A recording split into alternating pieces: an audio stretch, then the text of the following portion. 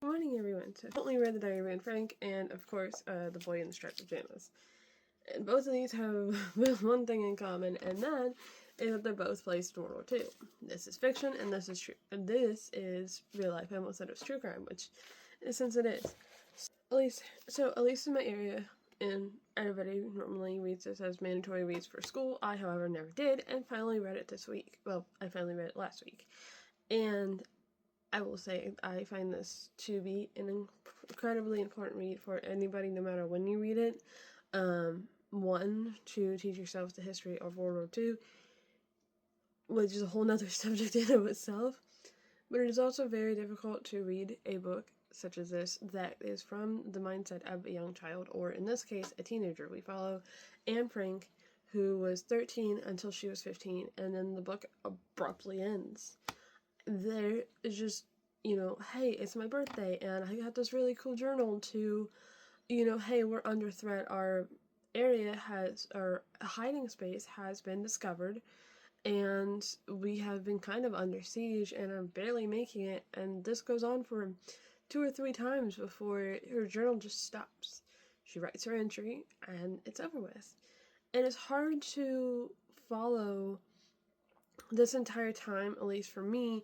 I get the sense of every day I was picking up this book and talking to a best friend, or listening to a best friend talk and tell me about their day. And then, of course, I come to the end of it and we just lose communication. Now, one thing I really found interesting about this is at the end of the diary, they actually give you about 10 pages, I think, maybe 5-10 pages of last testimonies of when Anne Frank was last saw and the state she was in at the end, which is really sad because, obviously, for obvious reasons, she was a kid who went through some horrible things that should have never happened to anybody, but also, you really get to know Anne as a person, and throughout the book, you kind of get to see her personality shine, just to learn the terrible, degrading way she's left at the end of the book is just ultimately tragic and just horrific to even imagine.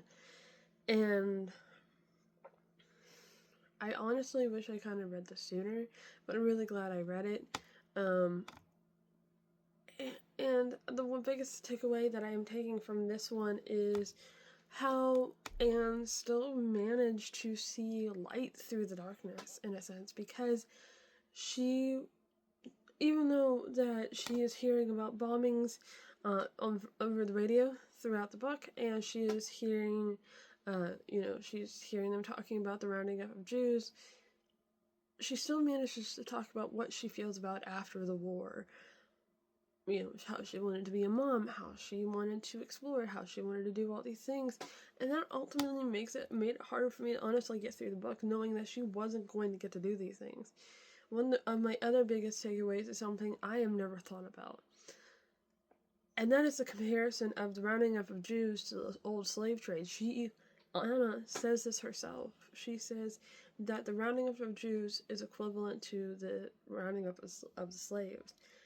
I had never thought of it that way.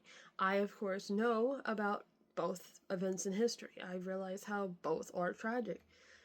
But this made my brain connect one other thing. The rounding up of Native Americans, the natives, the slaves, and now the Jewish people in World War II.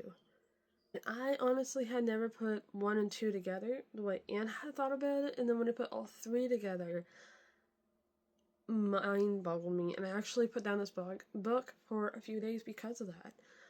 I had never seen it that way, and I was really glad I learned this lesson in this book, but it also kind of broke my heart that a 14-year-old was even connecting those dots. This book like I normally would any book, because this is the story of a young girl that actually existed. And I just feel something about that would be very, very wrong. So, I finished. That being said, those are kind of my thoughts and opinions and feelings throughout reading this. And I finished this on Wednesday. There's a couple of my teachers actually pushed this throughout school. I just never got to it, and it wasn't a mandatory read. However, I went to my local bookstore that just opened in here in town, and I went and picked this one up. And this was an angle of World War II I had never seen before. Okay, so this is going to include spoilers, but this is the story of Bruno and Shamil. Bruno being the child of a Nazi, and Shamil, well, as you'll put together, is a Jew. And I believe he called it the Camp of Whatnot, or something like that. You actually end up putting two and two together. This is actually the Camp of Auschwitz. At least that's the way I understood it. And it's really interesting because I had never seen this angle of World War II, and it's actually a very real possibility that this happened to a kid somewhere in World War II, unfortunately.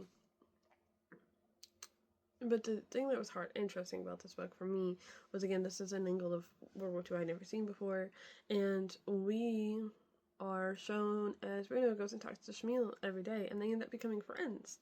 Friends to the point that they share stories about their family and where they come from and the different things that they experienced, and they end up finding out that they share the same birthday, which ends up being April 15th. Again, my request to the universe to leave the April 14th, April 15th situation alone. But that aside, it was really beautiful seeing these boys come together and be friends, and it was equally as heartbreaking to see Bruno be so close to Shamil and love him so much, while his teenage sister is wrapped up in the Nazi ideal. She is in full agreement of her father, full in agreement of the commandant that they have in their house, just everything. Her sister is on board with the Nazi ideology, while Bruno, not so much. He sees Shamil as a kid, and it even comes to the point where his sister has to explain to him what is going on, because Bruno does not understand. He's 9 years old, and ends up asking his sister what Ashley is explaining is, are we Jewish? And his sister takes this great offense to the fact that, of course, we're not Jewish. Why would you ask such a silly thing? And, he ends up saying that Shamil is an imaginary friend, and eventually Shamil comes into Bruno's home, and he makes the mistake of saying he doesn't know Shamil at all. He's like, oh no, I have never met him a day in my life.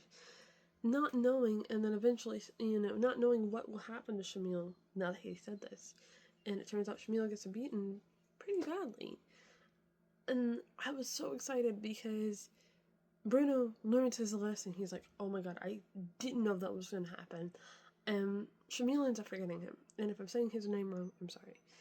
But he ends up forgetting him. And their friendship beautifully blossoms. And I was so hopeful, not thinking about the background of the story. I was so hopeful that maybe Bruno could go on to make some change. And the ending of this book was so shocking. I finished it, Googled it, make sure, hey, did I read that right? And then went back and read the last page and a half of the ending of the book. This book was so well written and so well done. And I know so many people have already read this book, but to anybody that hasn't, I would highly recommend it.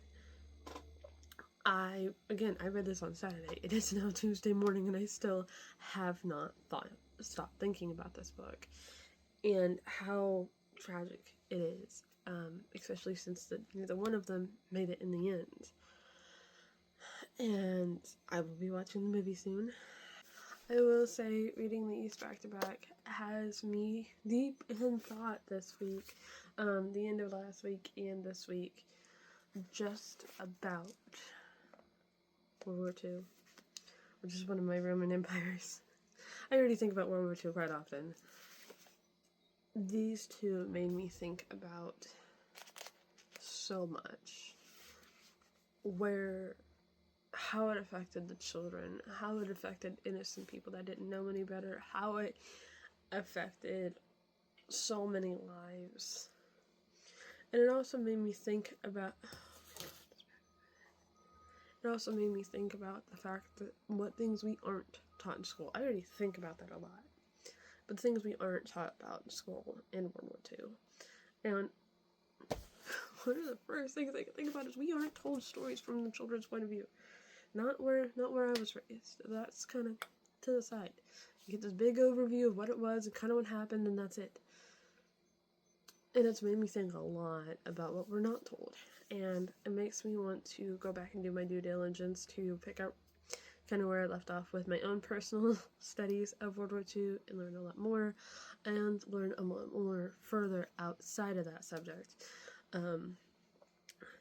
Obviously not including my main one up there, but And with that being said, it's now Thursday, and I forgot to record a proper ending. So, if you made it all the way to the end, thank you for watching this, and I will be back with more bookish updates soon, and I hope you have a great rest of the week.